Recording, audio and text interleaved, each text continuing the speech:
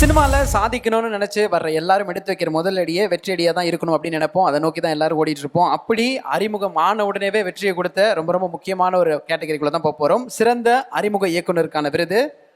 இந்த விருதினை வழங்குவதற்காக லைக் டு கால் ஜெய்பி மற்றும் வேட்டையன் போன்ற அற்புதமான திரைப்படங்கள் நமக்காக தந்த இயக்குனர் தாசே ஞானவேல் அவர்களை மேடை கண்புடன் அழைக்கிறோம்.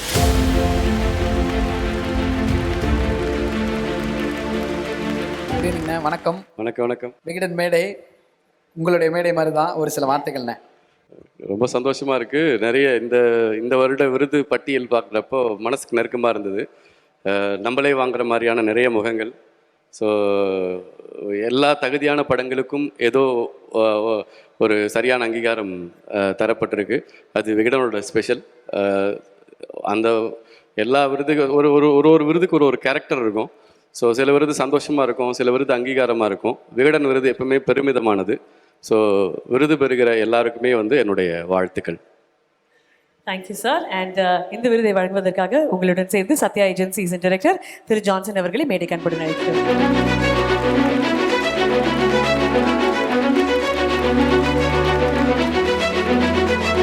இந்த விருது யாருக்கு அப்படின்றத ஒரு ரீதியில பார்க்கலாம்.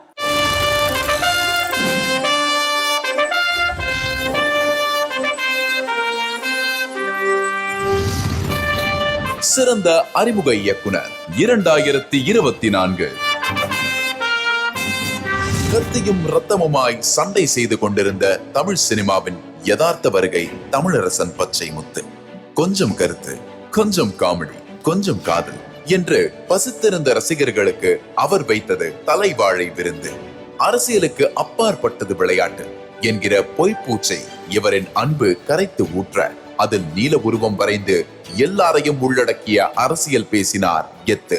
அரசியல் பார்வையற்றவர்களையும் இழுத்து பிடித்து வந்து 60 அடி திரையின் முன் இருத்தி சுய விமர்சனத்திற்கு உள்ளாக்கினார். கூடவே மெய்நிகர் செயலியில் நேசம் வளர்க்கும் இந்த தலைமுறையையும் புடவை தலைப்பில் துணையின் வாசம் தேடும் போன தலைமுறையையும் இணைத்து இவர் போட்ட காதல் டிராக்கில் கிளீன் போல்டானார்கள் பார்த்தவர்கள். வசனமோ இயக்கமோ எடுத்துக்கொண்ட கருவை சமரசம் இல்லாமல் திரைக்கு கடத்த துடிக்கும் தமிழரசன் வருங்கால இயக்குனர்களுக்கான நம்பிக்கை கீற்று.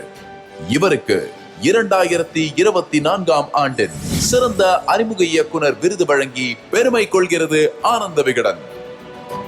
ஒரு மிகப்பெரிய கைத்தட்டல் கொடுக்கலாம். சிறந்த அறிமுக இயக்குனருக்கான விருது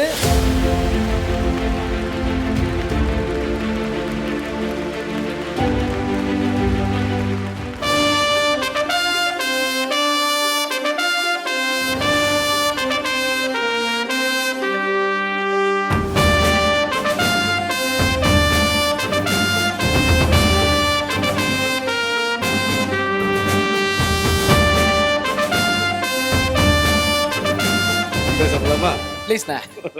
ஓகே. ரொம்ப எதிர்பார்க்காத டைமில் ஒரு பரபரப்பான மேட்ச்சில் எதிர்பார்க்காத டைமில் ஒரு பிளேயர் இறங்கி 6 பால் 6 சிக்ஸ் அடிப்பாங்கல்ல, அதுதான் தமிழரசன் பச்சைமுத்து நான் நினைக்கிறேன். நான் இப்படி ஒரு படம் வருது, இது என்ன ஏதோ ஒரு ட்ரெய்லர் பார்க்குறப்போ ஒரு சின்ன ஆர்வம் வரும். இந்த இடத்துல இருந்து அப்படியே திரும்பி மொத்த பேரையும் ஒரு அட்டென்ஷனில் பார்க்க வைக்கிறதுன்றது ஒரு அசாத்திய திறமையால தான் முடியும். அப்படி ஒரு அசாத்தியான ஒரு திறமைசாலிக்கு விருது வழங்குறதுல ரொம்ப ரொம்ப மகிழ்ச்சி. தமிழோட இந்த படம் சிறந்த அறிமுக இயக்குனர் அப்படிங்கிறது கேட்டகரி பிரிக்கிறது ஈஸிங்கிறதால அப்படி கிடைக்கிறது தான் நான் நினைக்கிறேன். ஸோ அறிமுக இயக்குனர் ரெண்டுமே ஒரே அளவில் தான் இருக்குது அப்படின்றதான் எனக்கு எப்பவுமே தோணும். ஸோ அந்த வகையில் லப்பர் பந்து தமிழ் சினிமாவினுடைய ரொம்ப ரொம்ப முக்கியமான ஒரு வருகை அப்படின்றது என்னோட ரொம்ப உறுதியான நம்பிக்கை. ஏன் அப்படின்னா, சில படங்கள் ரசிகர்களுக்கு பிடிக்கும், சில படங்கள் விமர்சகர்களுக்கு பிடிக்கும். ஆனால் ரசிகர்களுக்கும் விமர்சகர்களும் சேர்ந்து கொண்டாடுற படங்கள் ரொம்ப ரொம்ப ரொம்ப குறைவு. ஸோ அந்த வகையில் லப்பர் பந்து உண்மையிலே க்ளீன் டிக் அடித்த ஒரு படம். ஸோ அது விமர்சகர்களும் கொண்டாடி தீர்த்தாங்க, அதே மாதிரி ரசிகர்களும் கொண்டாடி தீர்த்தாங்க. அண்ட் ஒரு ரெஃபரன்ஸ் படமாக அது மாறி இருக்குது. அண்ட் ரொம்ப முக்கியமான விஷயம் என்னென்னா, அந்த படத்தினுடைய நான் ரொம்ப முக்கியமான வருகைன்னு சொன்னேன்னா, சமூகத்தை குறித்து விமர்சனம் செய்து நிறைய படங்கள் வந்திருக்கு. ஆனால் சுய விமர்சனம் செய்து கொள்கிற படங்கள் ரொம்ப ரொம்ப குறைவு. லப்பர் பந்தினுடைய தனித்துவம் என்பது அது சமூகத்தின் சுய விமர்சனம். நாங்கள் எப்படி இருக்கோம் அப்படிங்கிறது அவர் குற்ற உணர்வோட இப்படி இருக்கிறது இல்லை, இதுலேருந்து மாறணும் அப்படின்னு நினைக்கிறத வந்து எல்லாரும் ஏற்றுக்கொள்ளக்கூடிய வகையில் சொல்கிறது அடுத்த சக்ஸஸ். இப்படி ஒரு 10 பாக்ஸ் வச்சோம்னா ஒரு சிறந்த படத்துக்கு அதனுடைய 10 பாக்ஸையும் டிக் பண்ணிக்கிட்டே வரக்கூடிய ஒரு படம். அந்த வகையில் அதனுடைய ஒரு அந்த அந்த அந்த படைப்பை உருவாக்கியவர் அப்படிங்கிற முறையில் அது இன்னுமே பெருசாக கொண்டாடப்பட்டிருக்கணும்னு நினைக்கிறேன். விருது மேடைகள் நிறைய அது கிடைக்குது, ஆனால் தனிப்பட்ட கொண்டாட்டங்கள் எங்கே கண்ணில் படவே இல்லை. எனக்கு அது தோணிக்கிட்டே இருக்கும், இந்த படம் இன்னும் பெருசாக கொண்டாடப்பட்டிருக்கணுமே, இன்னும் கொண்டாடப்பட்டிருக்கணுமேன்னு தோணிகிட்டே இருக்கும். ஸோ அந்த வகையில் இந்த விருதுன்றது ஒரு வகையான சிறப்பான கொண்டாட்டமாக அமையும்னு நினைக்கிறேன். மனமார்ந்த வாழ்த்துக்கள் தமிழ். இன்னும் ஒவ்வொரு வருஷமும் இதே மாதிரி காம்படிட்டிவாக ரொம்ப ஹெல்த்தியாக இருக்குது. அடுத்து நம்ம இதே மாதிரி நம்ம படம் பண்ணணுன்ற மாதிரியான உற்சாகத்தை தரக்கூடிய நிறைய திறமைசாலிகளோடு நிற்கிறதுன்றதும் இருக்குது. ஸோ தமிழ் சினிமாவுக்கு இது ஒரு நம்பிக்கையான காலம் தோணுது. அந்த வகையில் தமிழுக்கு என்னுடைய மனம் நிறைந்த வாழ்த்துக்கள். சந்தோஷம். Thank you sir, thank you so much. And Tamil அவர்களே, எப்படி பரீட்சைலாம் வைப்பாங்க, பாஸ் பண்ணிட்டு வாங்க. தமிழ் சார், நன்றி சார், நன்றி, தேங்க்யூ ஸோ மச் சார். விளையாட்டு அப்படின்றதே ஒரு இமோஷன். அந்த விளையாட்டுக்குள்ளே இன்னும் நிறைய இமோஷன்ஸ் கொண்டு வந்து அது மக்கள் கொண்டாடி, ரசிகர்கள் கொண்டாடி, விமர்சனங்கள் கொண்டாடி இன்னைக்கு அந்த விருது உங்கள் கையில் இருக்கு. ஒரு சில வார்த்தைகள். முதல்ல ஆனந்த விகடனுக்கு 2 நன்றி. ஃபஸ்ட்டு வந்து சுவாசிகாவுக்கு குணச்சித்திர நடிகை கொடுத்ததுக்கு. இந்த படத்தில் யாருக்கு கிடைக்குதோ இல்லையோ நான் அவங்களுக்கு கிடைக்கணும்னு சொல்லிட்டு மேனிஃபெஸ்டிங் நான் பண்ணிக்கிட்டேன். ஏன்னா இந்த படம் நடந்ததுக்கு ரீசன் அவங்க தான். ஏன்னா அந்த கேரக்டரை பண்ணுறதுக்கு யாருமே ஒத்துக்கல. சாரி, நான் உங்களுக்கு கூட நன்றி சொல்லக்கூடாது, உங்கள் அம்மா தானே ஒத்துக்க சொன்னாங்க, உங்கள் அம்மாவுக்கு நன்றி. ஏன்னா நான் நிறைய பேர்கிட்ட சொன்னேன், ஃபுல் நரேஷன் அதாவது எல்லா சீனும் நான் சொல்லுவேன். ஏன்னா நான் ஏமாத்திட மாட்டேன், நான் இங்கே தான் அப்படின்னு சொல்லி எல்லாரும் கதை கேட்டுட்டு பண்ணலை ஹரிஷ் கல்யாணிக்கு எப்படி நான் மாமியாராக பண்ண முடியும் அப்படின்னு சொல்லிட்டு யாருமே பண்ணலை. கிட்டத்தட்ட அதனாலேயே ஒரு 6 மாதம் படம் நடக்கவே இல்லை. இப்போ போக வேண்டிய ஷூட்டு தள்ளி போகுது. ஆனால் எனக்கு வந்து அவங்க தான் ஹீரோயினு, அதனால் நான் இதாக பண்ண மாட்டேன் அப்படின்னு சொல்லி ரொம்ப ஸ்ட்ராங்காக இருக்கப்போ அந்த டைமில் எனக்கு கரெக்டாக வந்தாங்க. ரொம்ப நன்றிங்க. அவங்க இல்லைனா இந்த படம் இந்த வருஷம் இந்த அவார்டு வாங்கியிருப்பேனான்னு எனக்கு தெரியாது. இன்னும் லேட்டாகி இன்னும் இதாக இருந்திருக்கும். 2வது நன்றி எனக்கு கொடுத்ததுக்கு. எனக்கு இது 2வது அவார்டு. நான் வாங்கின ஃபஸ்ட் அவார்டு நெஞ்சுக்கு நீதிக்கு டயலாக் ரைட்டராக அர்ச்சனா மேம் நீங்கள் அன்றைக்கி இங்கே இருந்தீங்க. நான் வாங்கின ஃபஸ்ட் அவார்டும் அதுதான். அதுவே எனக்கு விகடனாக கிடச்சதில் நான் நிஜமாவே இப்போ ஞானவேல் சார் சொன்ன மாதிரி கொஞ்சம் பிளெஸ்ஸிங் தான். ஞானவேல் சார் மாதிரியான வயது அது என்னை விட வயது அதிகமான நண்பர்கள் கிடைச்சதுக்கு நான் ரொம்ப பிளெஸ்ஸிங். அப்புறம் என் கூட டெபுட்டண்ட்டாக நாமினேட் ஆன பிரபு அண்ணன், ஜேபிபி டாக்டர் அண்ணன், மற்ற எல்லாருக்குமே சாரி, நான் வாங்கிட்டேன். அடுத்த வருஷம் டைரக்டருக்கு வாங்கி. ஸோ அவ்வளோதான், நன்றின்னு. சாரி, பதட்டப்பட மாட்டேன்னு சொன்னதுனால அதை நடிக்க வேற செய்ய வேண்டியதாக இருக்குது. அருண்ராஜா சாருக்கு ரொம்ப நன்றி. எப்படி இந்த படம் சீக்கிரமாக நடக்கிறதுக்கு, நான் நினச்சதை விட சீக்கிரமாக நடக்க சுவாசிகா மேம் காரணமோ, என் கரியரில் நான் சீக்கிரமாக படம் பண்ணதுக்கு ரீசன் அருண்ராஜா சார். அவரோட லைம் லைட்டை எனக்கு ஷேர் பண்ணதுனால நான் கொஞ்சம் சீக்கிரமாக வந்தேன்.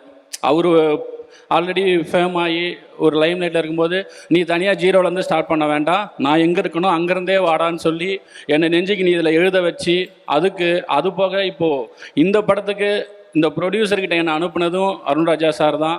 அவர் வந்து நீ இல்லை பண்ணலாம், நான் பயந்துக்கிட்டே இருக்குவேன், நம்மளால் டைரக்ட் பண்ண முடியுமா, தனியாக போனால் ஒரு குரூவை மெயின்டைன் பண்ண முடியுமா, எனக்கு அந்த மாதிரிலாம் இருக்கும்போது இல்லைடா அதெல்லாம் பண்ணலாம்டா போட அப்படின்னு சொல்லி என்னை இந்த ப்ரொடக்ஷனுக்கு அனுப்பி எனக்கு இந்த படத்தை வாங்கி கொடுத்த அருண்ராஜா சாருக்கு ரொம்ப நன்றிங்கிறது அவ்வளோதான் சொல்லவும் முடியுது தமிழில், எனக்கு தெரிஞ்ச தமிழில். ஸோ அவருக்கு ரொம்ப நன்றி. அப்புறம் என் ஒய்ஃபுக்கு,